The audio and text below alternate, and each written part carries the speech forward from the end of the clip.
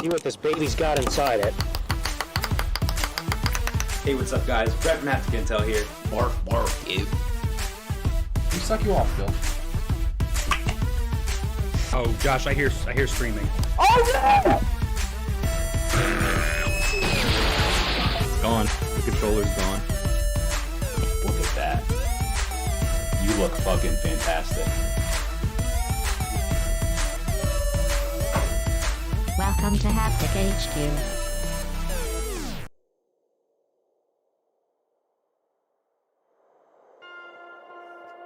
What's up, everybody? Welcome to Hapticast, episode number 59. My name is Josh Toll, and I am joined by my good friends Brett Roberts, HBot, this pen, and you. How about that? I like that. What's going on? What is going on with you, my friend? How are you? I'm doing good. I'm ready to do another episode of Hapticast here on a nice Tuesday night. What is the pen's name? Philip. Philip the pen. Philip the Haptic pen. By the way, these are my favorite pens. By the way, Pilot G2.38. Oh, those are great pens. This is what I've been using since high school. We'll never use another pen. I literally have mounds of them in my drawers. Those are, I gotta tell you, some of my favorite pens as well. Big fan. It's the only pen I use. I refuse to use anything else. Pilots in general are great pens, I would Pilots say. are good in general, but they have ones that are a little bit too thick, you know, where you could get some ink spreading across the page with your right hand. I'm an aggressive writer, you know what I mean? So I'm back and forth when I write, and it smears. And then they have ones that are too small and too thin. I need a nice balance, because if it's too thin, then I can't read my own shit, and it feels like I'm writing with nothing. You know what I'm saying? I don't know if I've ever experienced a Pilot that was too thin. Oh, they exist, my man. Yeah, They have 0.21 millimeters. No way, get out. Basically, I mean, you know, no girth essentially is what we're talking about in that. Well, that point. We're all about the girth here at Haptic Intel. All about it. Yes, we need a throne of pilot pens for me. So, welcome to Hapticast, everybody. This is Haptic Intel's weekly thing that we do, our podcast. We stream it to you live, coming at you live from Haptic HQ. This week, Brett, we got a meaty pod, a big meaty pod for people. I'm actually really excited to talk about a lot of these topics and some of the stuff even in our Abysmal Chronicles, which is our small pre-show, if you will, of things that maybe don't, you know, whatever, aren't quite long enough to get on the full show. There's some good stuff in there this week. There is. So our main topic this week is talking about the right to repair effects that are going into place via Biden's executive order from July 2021. This is, of course, in the United States. So if you're watching this, you're not in the United States, it doesn't apply to you because your country's probably better. So then we're going to be talking about some more hints about potential backwards compatibility in PlayStation. You know, all PS4 trophies were briefly wiped and labeled as PS3 trophies, showing 0% completion. I believe this was last night, early in the morning, from the time of recording this. And then our last main topic of the week is we're talking about Steam's new, I just said that really fast, Steam's new cloud save feature, promising seamless switching between Steam Deck and PC games. You know, your saves, of course, being able to carry over. And then this week for our indie game, Indie Intel, we have a little title called An Airport for Aliens Currently Run by Dogs. Really excited to find out what that is all about. Brett is bringing that to the table this week. But Brett, without further ado, why don't we start with just, you know, doing a little thing that we do called the media consumption update that I forgot briefly there for a second. Just running down what we're watching, reading, playing, listening to, consuming, and interacting with. So, Okay. Do you want to go first, or should I? I'll go first. I don't remember who did last week or not, but I'll go first. First of all, I'll start with movies. Funky Forest, which I watched with you. Interesting. Funky Forest, film, The First Contact is the full title. That is the full title. Interesting film, that is. Also, I've just realized here, can you please turn off the music, HBot? Thanks. Oh, I like the music. Normally she does that earlier. You know, normally I like her to roll it out as we get into the actual discussion portion. Anyway, Funky Forest, that was an interesting film, that one. Basically, it's a, just connection of stories. I would call it an anthology, but I actually am not convinced it is. I'm convinced it's more so an entire narrative strung together by vignettes created by people much more intelligent than I am, is how I felt at the end And of that movie. and also quite literally more insane than you are as well. So, Which is hard to do, you know? Yeah. So yeah, I mean, it was a good time. We watched that with our good buddy Stebu, Stephen Hemstreet, a friend of the pod, previously on the pod. That's right. Should come back on the pod for a reunion special at some point. Shout out to you, Stephen. Do TV and then I'll do games, because there's one thing in particular I want to talk about, which I think will probably segue into your shit. Okay. I'm watching Monster, which is an anime. Have been watching it for a while now, little by little. It's very long. It's a really pretty good. It is a show that's a little frustrating to me because there will be arcs that are so good with it, right? Like super interesting. It's about this doctor basically that's being framed for murder. And there's arcs that are super interesting. And then we'll have a bunch of side episodes where we meet like these side characters, and they're really good stories. Some of them one-offs, some of them play into the larger narrative. They're all good. But when you're like in the meaty claws of a narrative, the last thing you want to do is go on a side quest sometimes. You know what I mean? So this show had like a series of like 4 or 5 episodes where it was just cliffhanger, cliffhanger, cliffhanger. Is it filler cliffhanger. or is it canon? It's not filler.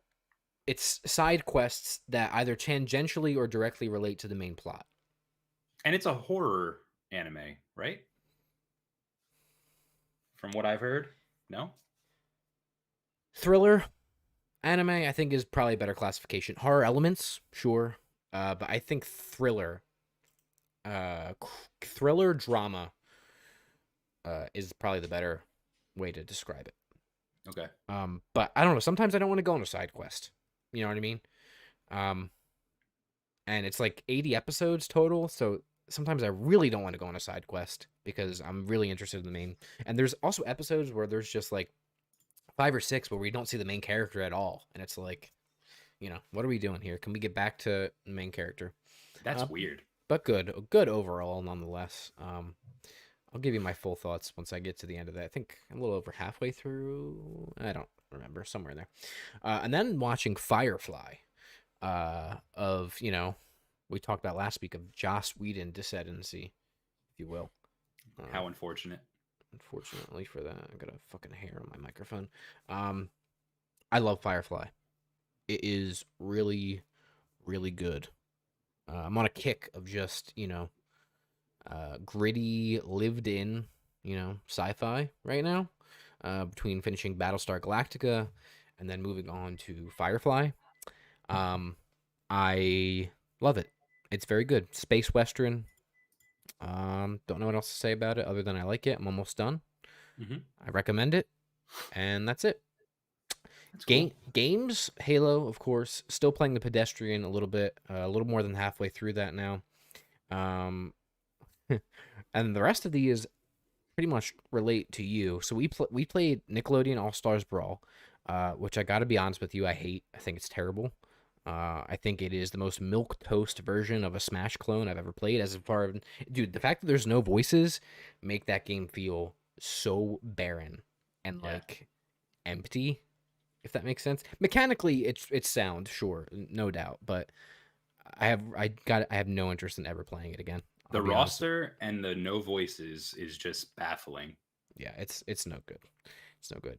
We played Mario Party. Oh, sorry, go ahead. I was just gonna say 2 Ninja Turtles and April O'Neil. Yeah, dude. Not even a Carl Weezer, dude. No Carl Weezer, no Jimmy Neutron at all, actually, which is quite odd. And then we played Mario Party. That game is terrible, of course.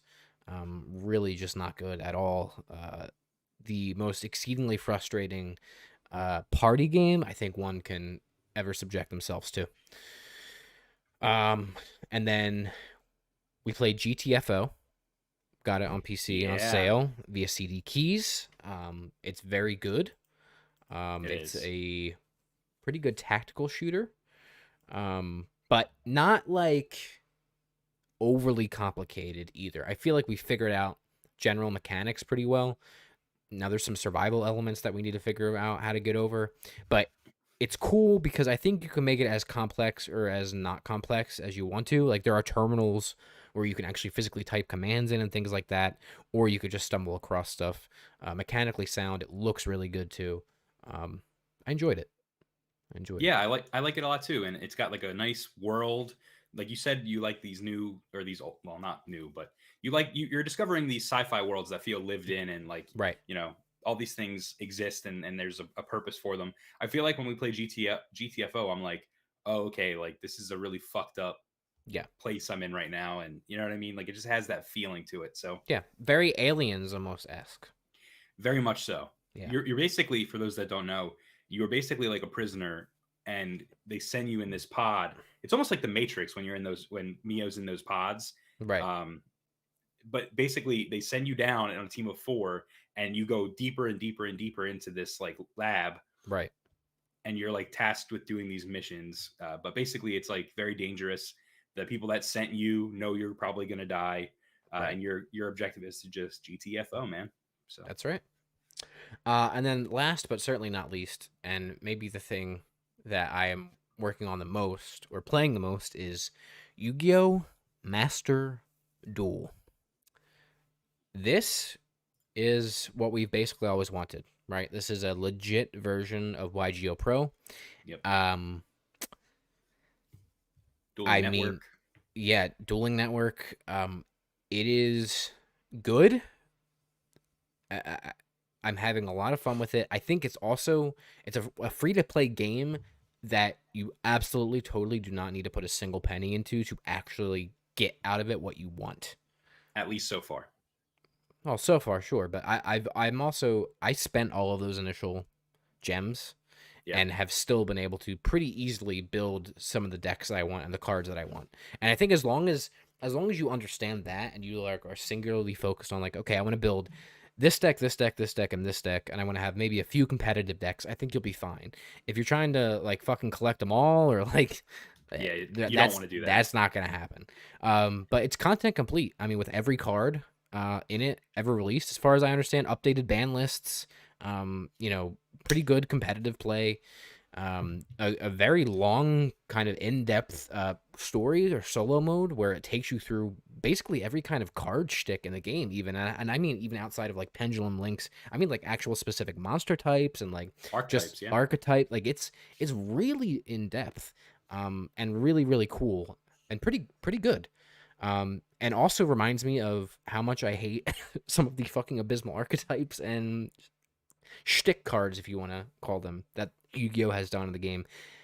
And I played competitive last night for the first time and won my first 3 games. I definitely shouldn't have won any of them, but my deck is just so abysmal.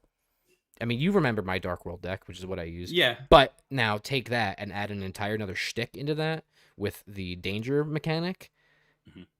It's annoying. Yeah. So my thing with Master Duel is it's like you said, everything that you said, I echo. It's very much like Hearthstone, but Yu-Gi-Oh! It's on every platform. Yep. Coming to mobile soon. Hopefully. Yeah.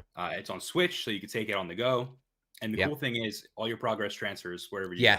Yes, that is the big thing. That is the big thing, is that I have several times this week played on my PC, been like, I'm tired, I'm ready to go to bed, and I exit after making a deck or something, and I go lay on my bed that is not here, it's somewhere else, and I open up my Switch, and everything is there.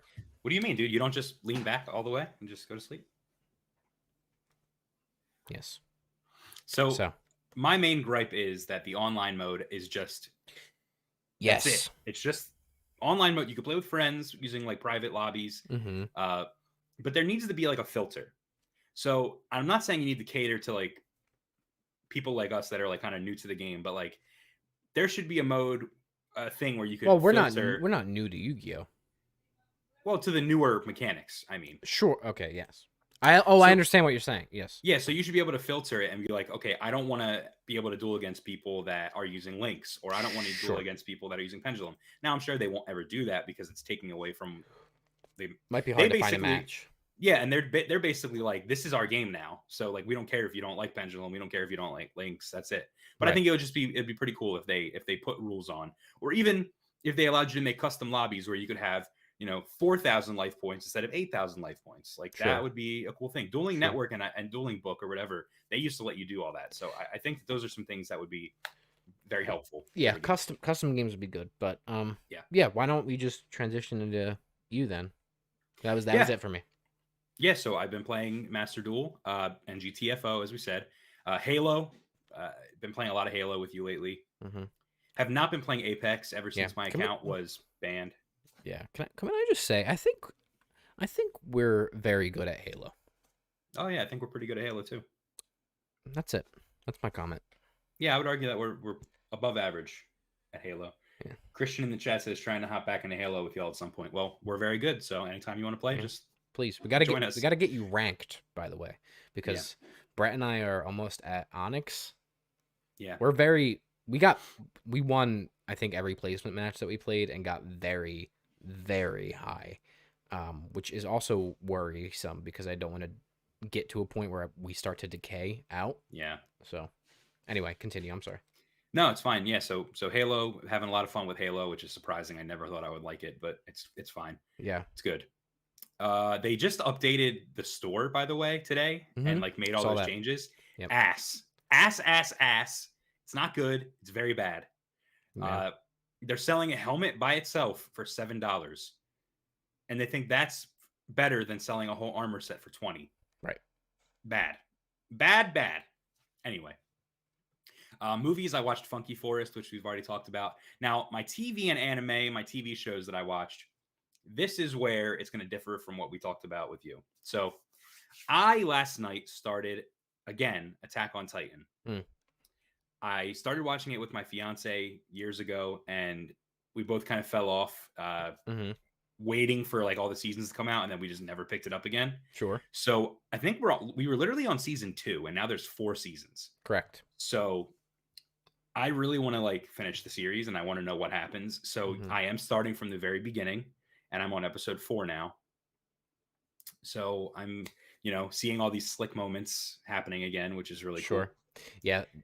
Attack on Titan's awesome. I did not watch the 4th season. So I watched through the 3rd season and I don't want to start the 4th season because I want to tell you why. At the end of the 3rd season, I was so done. Sorry, I was so done, and I don't mean in a bad way. I mean as in like at the end of the 3rd season, I was like, I was like finished, and it blew my mind. And then when the first 4 seasons started, I was like, I'm not mentally prepared for it. So I'm a big sucker for time skips, and I'm pretty sure they do an additional time skip now. Yes. So I'm gonna suck it off. Season at the end of season 3 is that makes me hard, dude.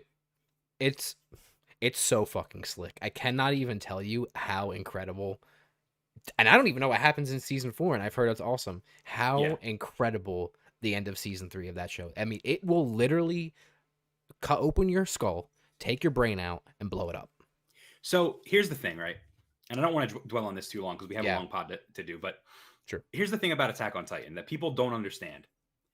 When Attack on Titan, the anime, came out, number 1, it was extremely popular. Yes. But number 2, we had to wait literally years for more. And I'm not even, it was like Attack on Titan season 1, part 1, and we had to wait for part 2 of season 1. For like 3 years. Yeah, then we started getting content. So what's interesting now is I've kind of seen a little bit of things that happen later on, and they actually throw little hints. They throw little hints in season 1 that you wouldn't. You don't know what that means in season 1, but knowing what I know, I'm like, oh. Like, when the Colossal Titan appears for the first time in episode 1, a strike of lightning, like, happens. And I'm like, oh, I know what that strike of lightning is now because I know a little bit more. So anyway, I'm having a great time rewatching it, and I can't wait for some of the epic moments. And I can't wait to finish it because I know that it's on the final season. So hell yeah. I'm also watching Righteous Gemstones, which is an HBO comedy. That show is hilarious. It's fucking phenomenal.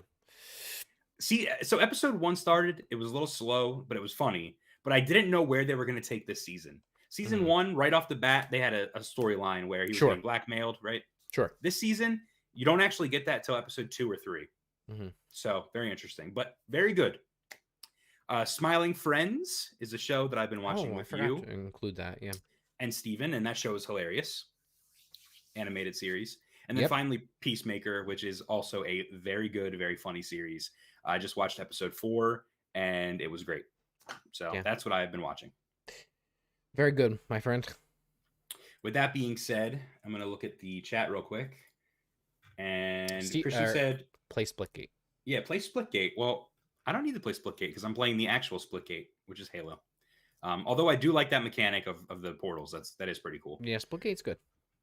But now, Josh, it is time for the segment of our show called the Abysmal Chronicles, where we talk about things that were just a little too abysmal to make it on the full podcast.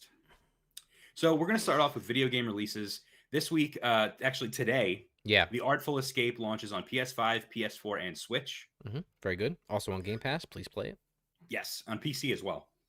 Yep. Pokemon Legends Arceus comes out for Switch on January 28th, which is this Friday. Life is Strange. It leaked. Oh yeah, the whole game leaked online. Life is Strange remastered.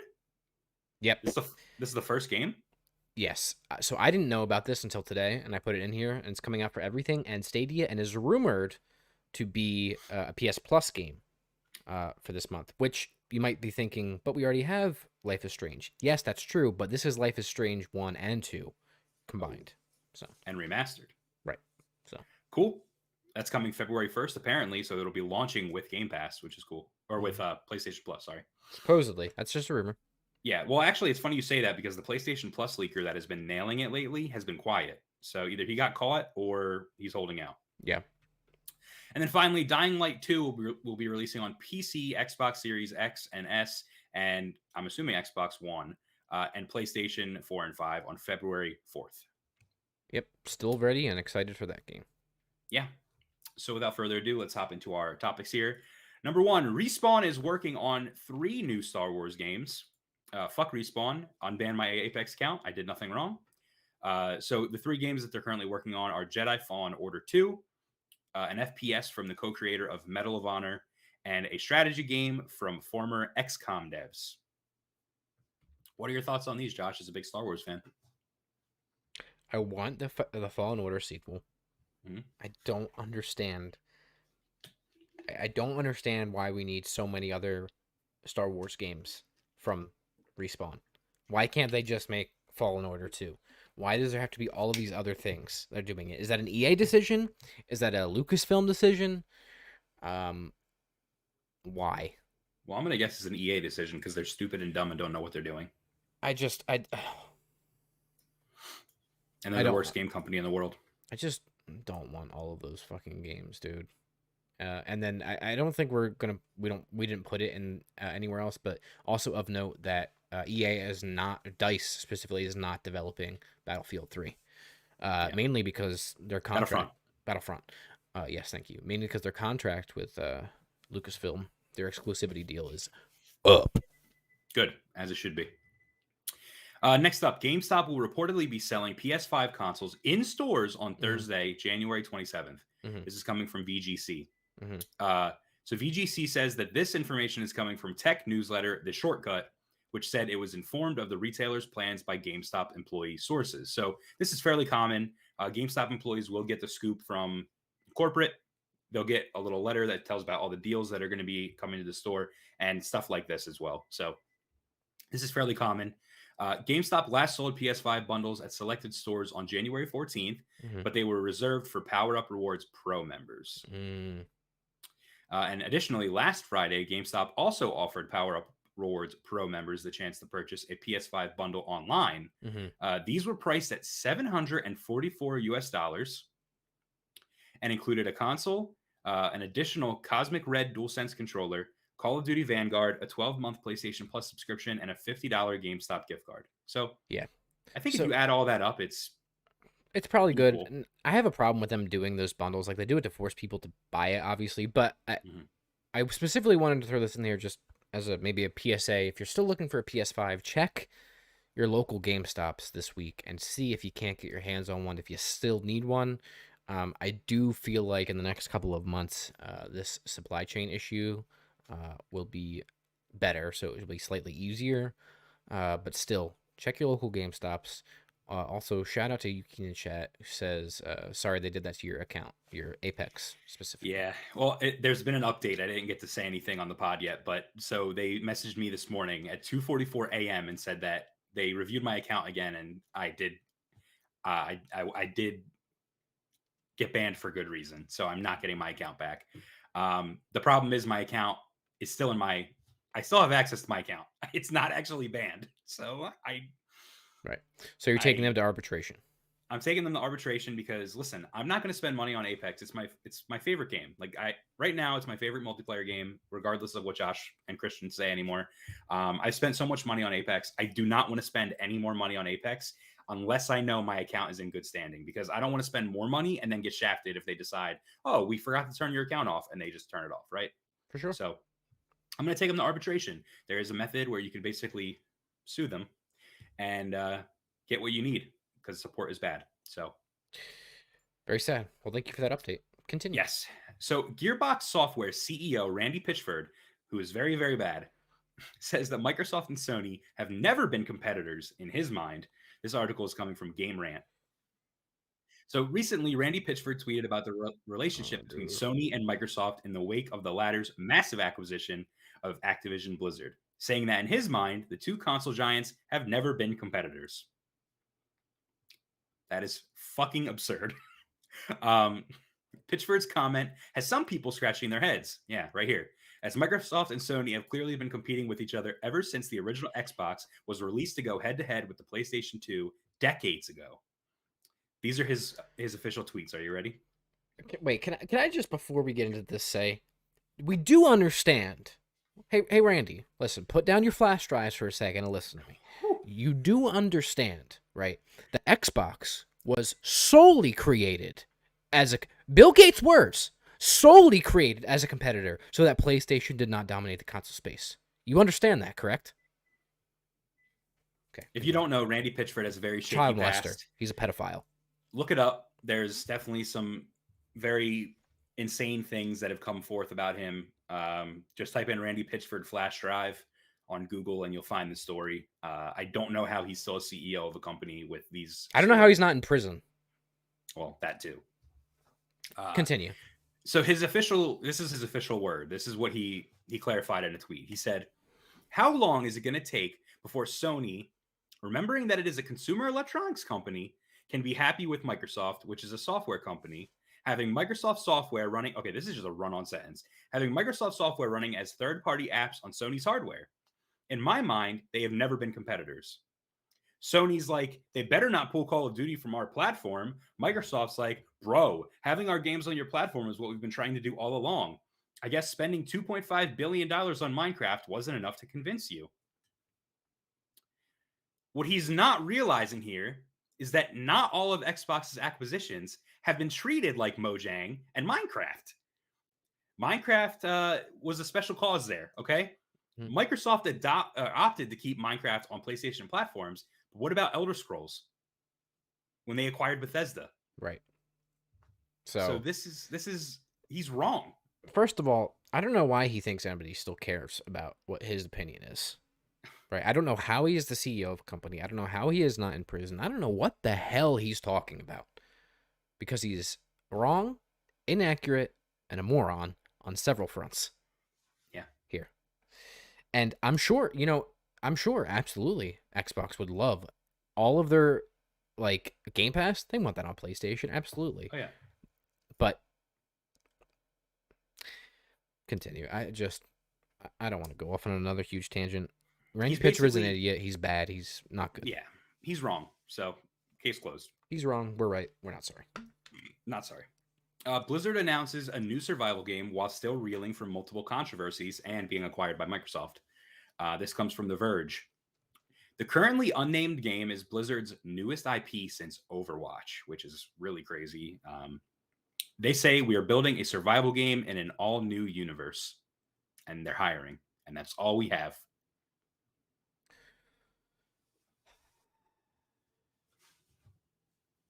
I can't even fucking make a game anymore, and yet they're going to make another one, dude. Well, hopefully Their move to Microsoft is helpful, and Cancel the Overwatch controversies 2. end. Oh boy, Cancel it. huge fan of Overwatch. I really hope that game is good, and I really hope that. I hope this is just. I want this all to end. I want the Blizzard shit to end. I want the Activision shit to end. I want, and when I say end, I don't mean go away. I mean I want justice to be served, and I want the people that are responsible to go to prison. Let the past die.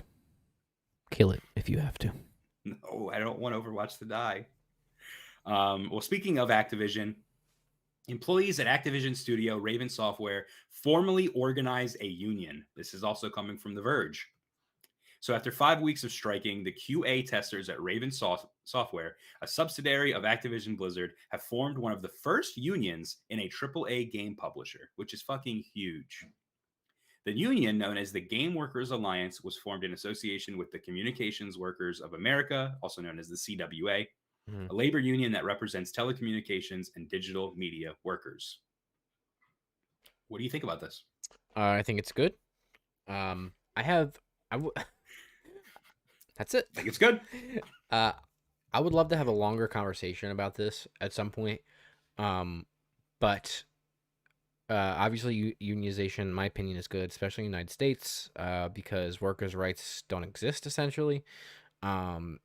And I think that the video game industry needs to probably follow Hollywood's example and have like multiple unions for different specialties. So like Trades. Exactly. QA, design, actual coder, like things like that. They should probably have different, facets for that. But anyway, good on them. That's it.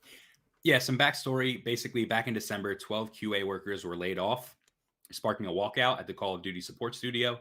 Since then, some members of the QA department engaged in a sustained strike at Raven Software, prompting the creation of a GoFundMe to support the striking members. So that's pretty cool. Mm-hmm. And then I have a quote here. We formed the Game Workers Alliance. There's a typo here from The Verge. It says, we formed the Game Workers Alliance, CWA, because my colleagues and I want to have our voices heard, said Brent Reel, a QA lead at Raven, in a CWA press release. The union is asking for a formal recognition from parent company Activision Blizzard, who in recent SEC filings related to the company's pending acquisition by Microsoft failed to acknowledge that a strike was even taking place. Which is not good.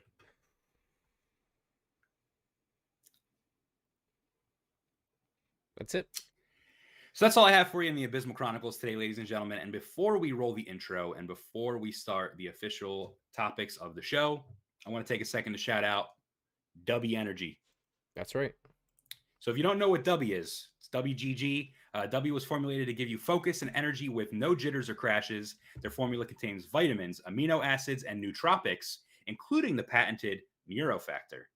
So it's a powder. You put it in water, you shake it up, and it gives you energy. No calories, no sugar, no artificial colors, no fillers, none of that bad stuff. Basically, if you find it hard to work or study, use code SLICK to save on W. Save 10% today on your W.GG order by using code SLICK. I have some here. Yes. Love it.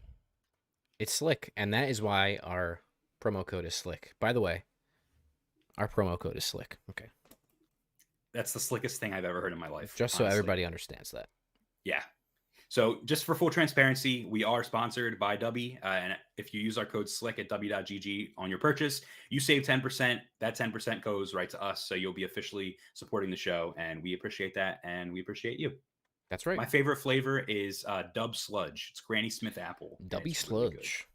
So get yourself a tubby of W. that's right. With that being said, Josh, if you would, please roll that intro.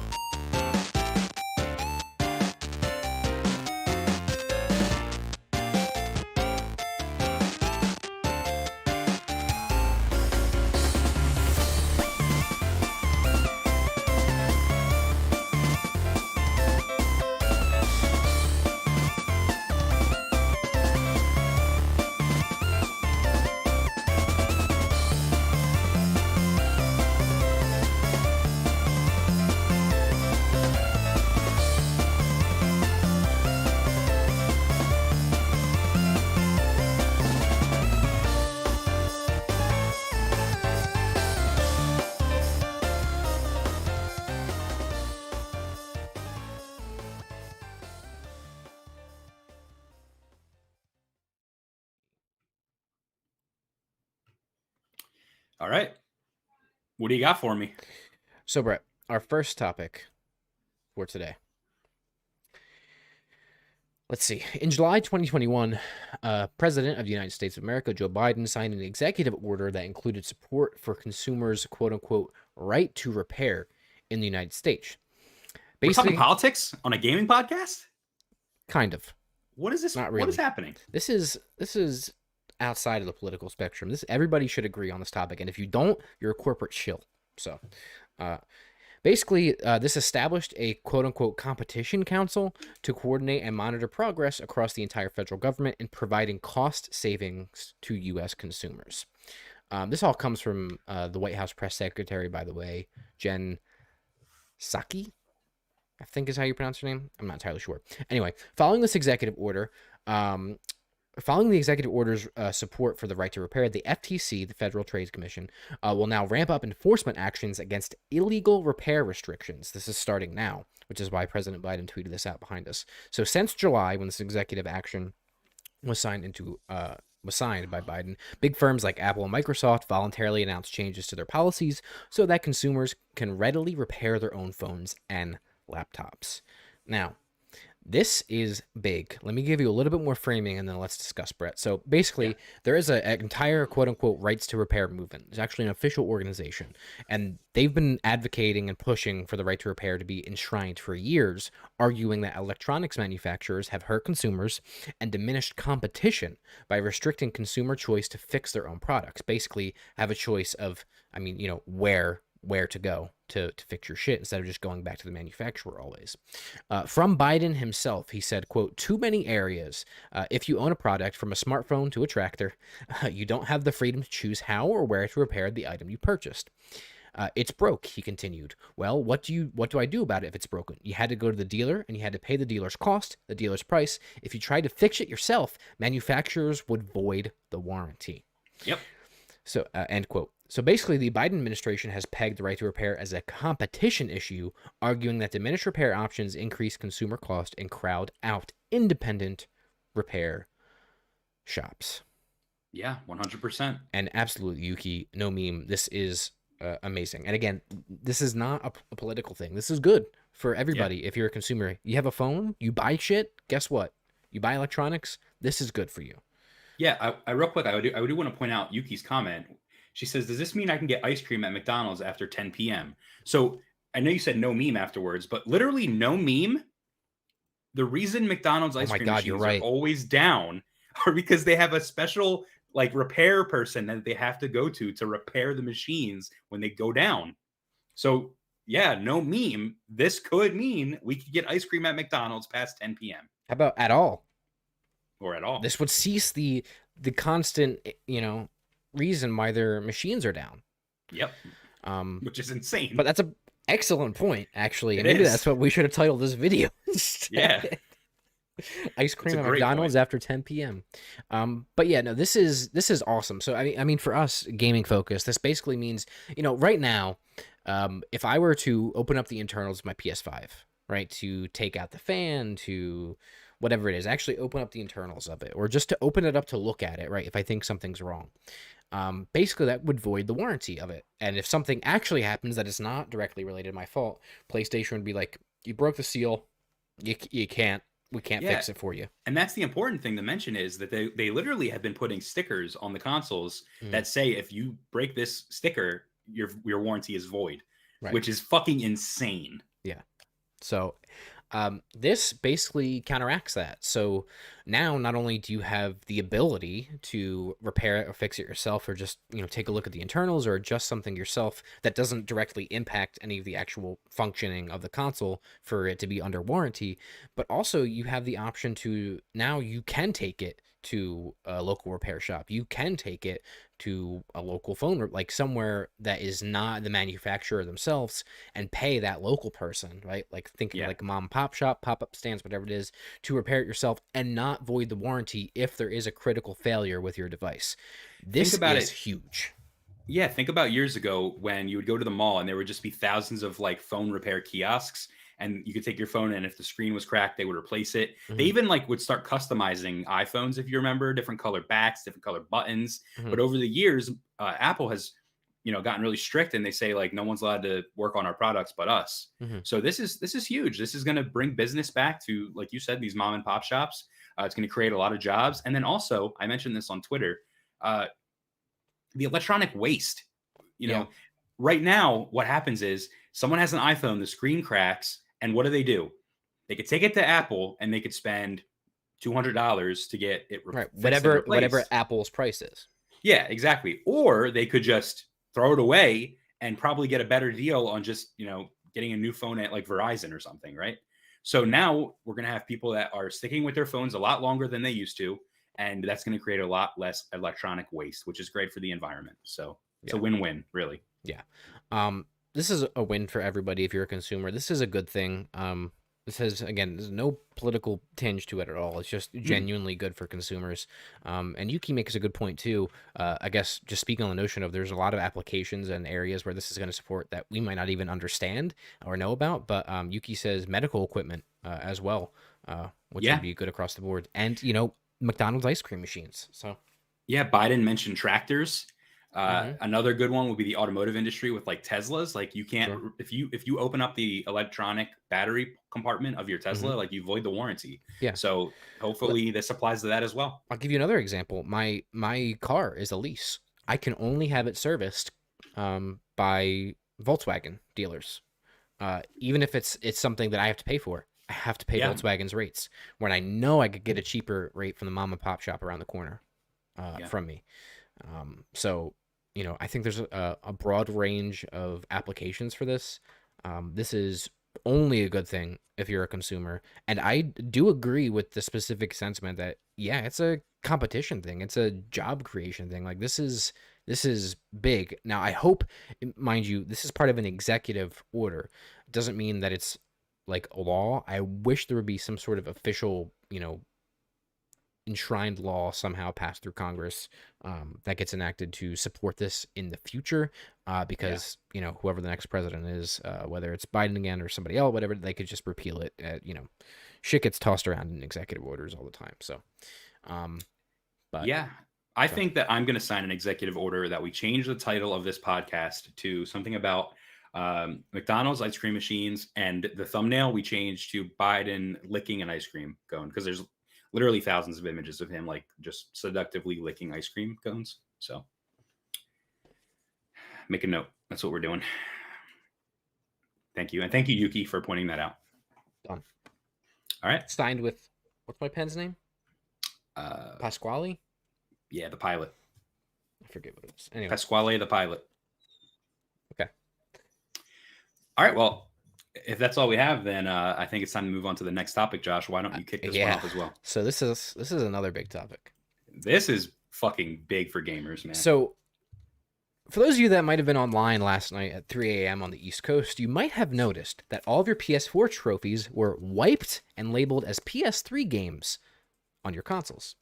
So this issue has been resolved, but has sparked more backwards compatibility speculation regarding PS3 games and PlayStation. So an issue with the PlayStation Network last night at the time of recording this caused PlayStation 4 trophies to temporarily disappear, with their titles appearing as PS3 games instead. So trophy lists on both consoles and the PlayStation mobile app were only showing PlayStation 5 titles properly. All PS4 titles were showing 0% completion, with no titles shown and only a PS3 logo where the PS4 one should be. So this led to speculation again on social media that the issue could be part of an upcoming backwards compatibility update for the PS5. Now, PlayStation 3 games started appearing on the PlayStation 5 store last week, if you'll remember, Brett, amidst suggestions that Sony could unveil further backwards compatibility support for the console. When viewing a PS3 game on the PS5 store, the listing should direct you towards the PlayStation Now listing of the game. However, games such as Dead or Alive 5, Bejeweled, Prince of Persia, Forbidden Sands, and The Two Thrones, and similar listings started appearing natively on the PlayStation 5 console. The listing appeared following the discovery of a patent filed by PS5 system architect Mark Cerny, titled, quote, "Backward compatibility through the use of spoof clock and fine grain frequency control," close quote. That sounds fake. Natural Mark Cerny language, dude. That sounds so fake. My man is too smart for his own good. That sounds like something somebody would say in a sci-fi movie, like straight faced. Yeah. We have to implement backward compatibility through the use of spoof clock and fine grained frequency control. Yeah. This naturally led to many spoof o'clock. Steven says in chat. This naturally led to many to speculate that Sony finally developed a solution for older titles and could soon expand PS5's backward compatibility support. Although this has not been confirmed. And now, Brett, last point.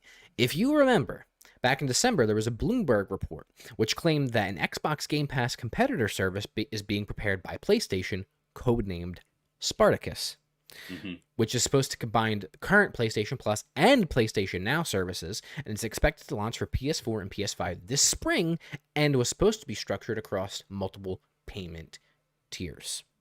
So, here's what I want to tell you. PS3 backward compatibility is happening. PlayStation is developing a Game Pass competitor, and these will all launch together. And after the news of Activision Blizzard, they're going to get away with the payment tiers, and Brett, they're going to undercut the price on Game Pass. Wow. That's big. That's my opinion, by the way. That's not news. So I want to point out a couple of things. So this is not the first time that PS3 games showed up on the PlayStation Store. Okay. Right. Correct. It happened on the PlayStation 4 back in the day. It happened on PlayStation 5 even. And usually what that meant was it was a PlayStation Now title getting glitched and it showed on the PlayStation Store. Okay. Sure. This is not the first time. Sure. That being said, we do know, like you said, that they are about to unveil and launch this. They're about to unlaunch the Game Pass competitor. But there's even more news leaning towards the fact that this is coming very soon. More. There's reports that they are removing PlayStation Now cards from retail stores. Yes, you're right. Why else would you remove the opportunity to make money unless you were going to create a new opportunity to make money via the same thing? Yes. So, I mean, listen, they always said it wouldn't happen. They always said it couldn't be done. But if they never tried hard enough. They did not use spoof clock and fine-grained frequency control, is what I'm telling you right now. They didn't try hard enough before. And there wasn't a pressing or satiant issue for them to really do it. Even when Xbox just had their backwards compatibility program starting, which is awesome. There was no financial incentive to do that, right? There is now, because guess what? Game Pass is huge. It ain't going away. And Xbox, for as much as I don't like the Activision acquisition, as we've discussed, yeah, they're coming for your throat, brother. And you know, you're gonna need to compete, because unlike what Randy Pitchford thinks, Brett, it's a direct competitor, and you have to respond. Josh, there's an old adage, a tale as old as time, that has been passed down through the generations. Do you know what it is? Use code SLICK to save 10% on W. That, but also Xbox ain't got games. They ain't got games. Xbox finally got games. Xbox got games. Xbox got software. Xbox got hardware. Xbox got cloud streaming. And Xbox got Activision. Xbox has it all right now. And quite frankly, PlayStation needed something. So you know what PlayStation did? They got games. They got PS3 games. Yeah. If there's anyone that can make it happen, it's Mark Cerny. Yeah, Mark Cerny we trust. And listen, man, there's so many good games relegated out to sea, shipwrecked, stranded, playing freaking Lord of the Flies on an island somewhere on PS3. Do you know what would be huge? What would be very huge is if, unlike the Xbox backwards compatibility program, this allowed you to put any game in, regardless of licensing, regardless of anything, and just worked. Because with Xbox, they needed to relicense everything. They needed to relicense. Putting it in the disk drive? I guess. Or just making it, if it's on the PlayStation 3 store still, make it available to purchase on PlayStation 5.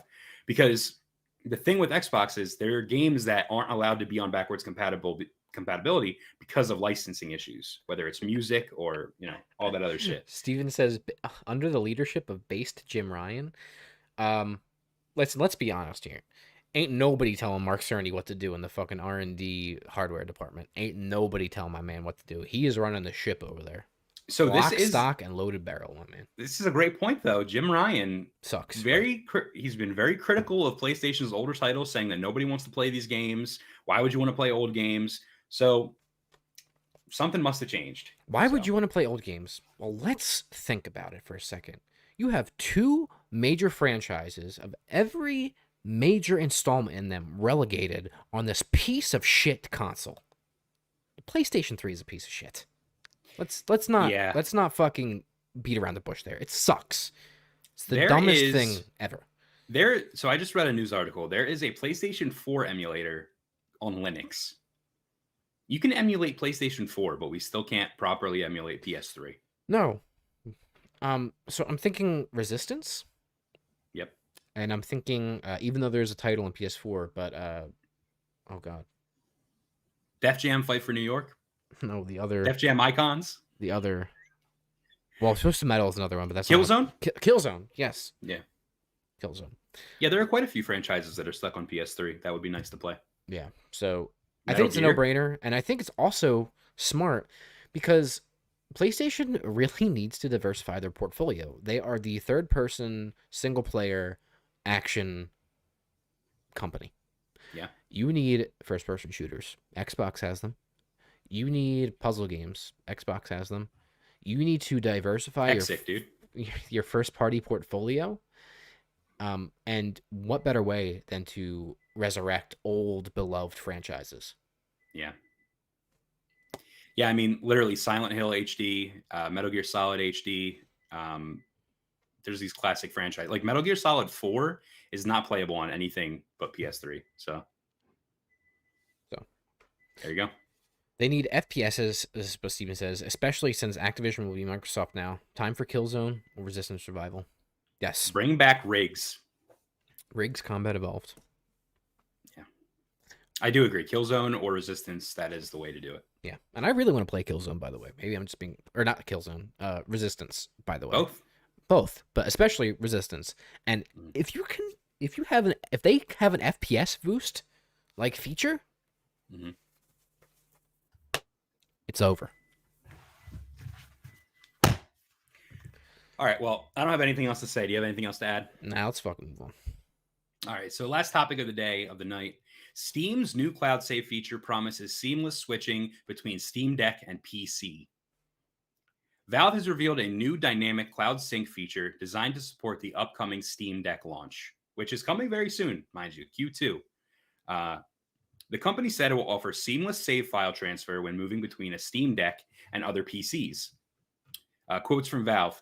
We anticipate that users will frequently suspend their Steam Deck without exiting the game, as is common with other handheld gaming devices. Very true. With Dynamic Cloud Sync, if they then choose to play on another device, whether a PC or another Steam Deck, their progress will be there waiting for them. With Dynamic Cloud Sync, Steam will automatically upload all modified save game data to the cloud prior to the device entering sleep mode. Users can then resume their game on any PC, laptop, or other device. Steam will also automatically download any save game changes when users return to their Steam Deck and wake up the device. Dynamic Cloud Sync must be enabled by developers, and using it is not mandatory for players. Good. This is very good. On Twitter, I said this was very similar to Xbox and how they manage saves on the console and PC. Sure. Seamless. You wouldn't even know. As it should be. Yeah. If you want to create a multi-device ecosystem, where you can play all these titles, why would you not do this? It's a no-brainer. It makes sense. It's consumer friendly. Saves you time, pain, headaches, issues. And also, Brett, I think proves to me how in on this Valve actually is. Yeah. They created this infrastructure, which I'm sure was no small feat, for the Steam Deck, which I think proves to me, and maybe we should know this because Valve is Valve and they never release anything. that they're all in on this and really developing a lot of really good infrastructure to support it. Yeah, I would have to agree with you. The one thing that gets me is that it must be enabled by developers. So you're going to see a lot of games that just straight up don't support this, which sucks. If you're a developer and you don't support this, you're an idiot. Yeah, but then there's also like older titles that they would have to go back and enable it, and they won't. So like, there's that too. I suppose. Yeah, but yeah, super cool. I really see it being useful for people like us that are probably going to be still playing on our PCs and then hopping on our Steam Decks to play something in bed, right? Absolutely. But the fact that it's seamless, as soon as you literally put it to sleep, it uploads the save. Like that is quite incredible, honestly. I agree. So yeah, it almost makes me think that. Never mind. what? I want a Vita 2, and I want this with Vita 2. That would be a nice feature. We haven't had so like I said, we have this with like PC and console, but we've never had this with like console and handheld console. Right. So,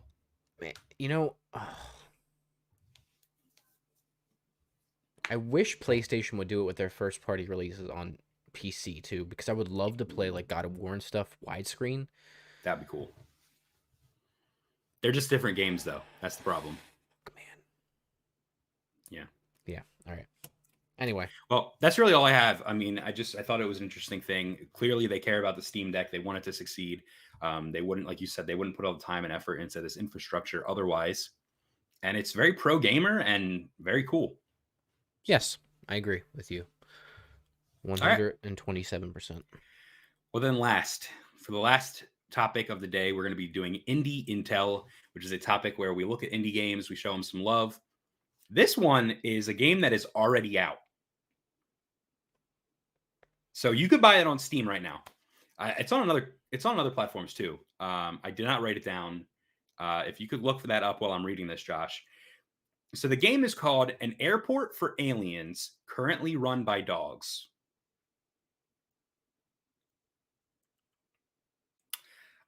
This is a description from the developer.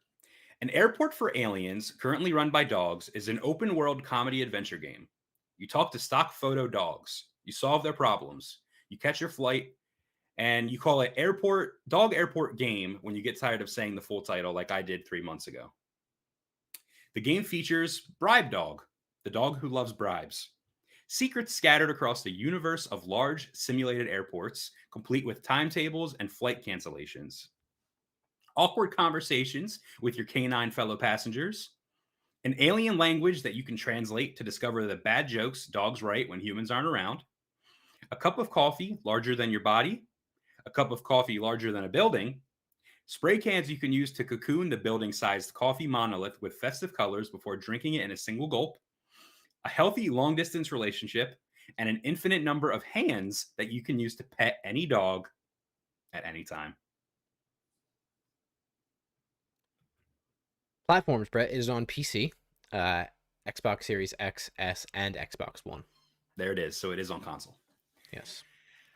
So how I found this game was I was on TikTok, and the developer was talking about how the game was so wacky and everything about the game. My man, when it says an infinite number of hands that you can use to pet any dog at any time, they literally reached out to other indie game developers for them to submit models of hands from their game so that they can have a true endless amount of hands to pet dogs.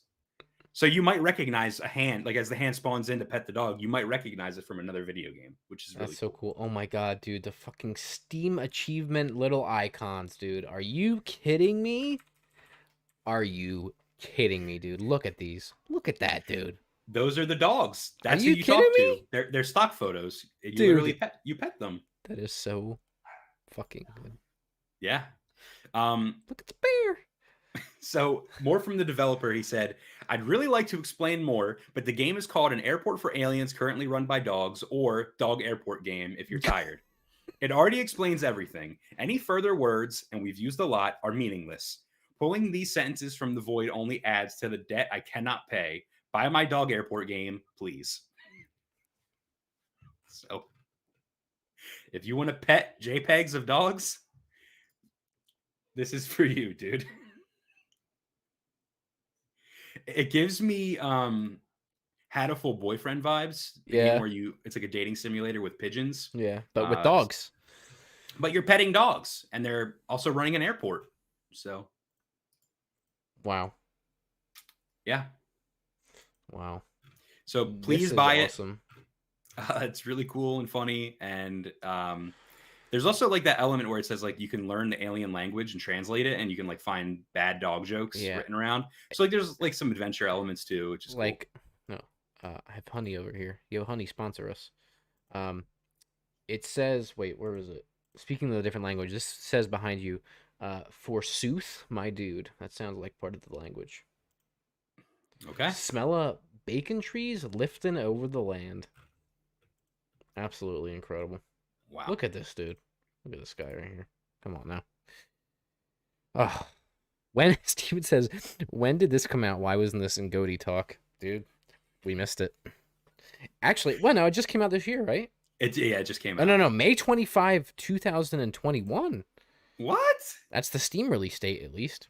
Well, then it must have just dropped on console. Okay, well, it'll be Game of the Year this year for sure. I mean, look at him, dude. Yuki says because the best of boys, absolutely.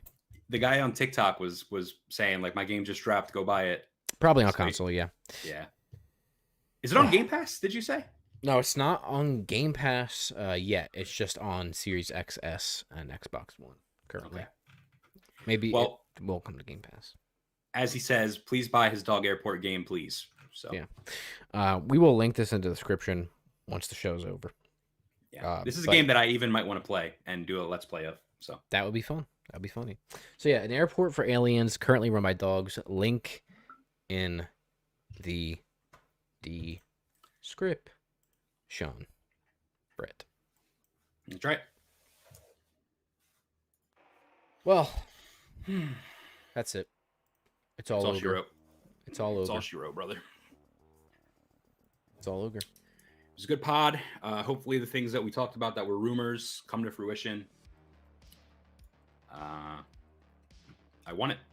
And I want it bad. All the things. All right. I know you guys are eager, so just so you know, that link is now in the description of the YouTube video. All right. But yeah, so I mean, thank you everybody for watching, for being here live. For those of you that were, those of you that are watching on replay, we like you too. Those of you that aren't subscribed yet, you should do that. Those of you that haven't liked this video yet, you should do that too. We have merch, hats, shirts. Links are in the description. Buy our merch. And remember our sales marketing plan for our merch. Important. What was the other thing? Dubby. Use code SLICK. 10% off. Link also in the description. We love y'all. We appreciate y'all. Anything else you want to say, Brett? Just want to pet the dog, dude. That's it? You know, there's a Twitter account dedicated to whether or not you can pet a dog in a video game. Really? Yeah, it's called Can You Pet the Dog, I think. I like it. I've been following them for a while, and basically they'll post a screenshot of a game, and it'll say, "Can you pet the dog in Breath of the Wild?" And then it'll say yes or no, and then it'll proof. Yeah. I like Twitter accounts like that. Yeah, so that's a must follow. This game, definitely on the list. You can pet the dog. What's the handle again? Yuki S? I believe it is Can You Pet the Dog Twitter. It's at Can You Pet the Dog. A catalog of pettable animals in video games. Can you pet the dog? Yep. Follow. Okay. Good.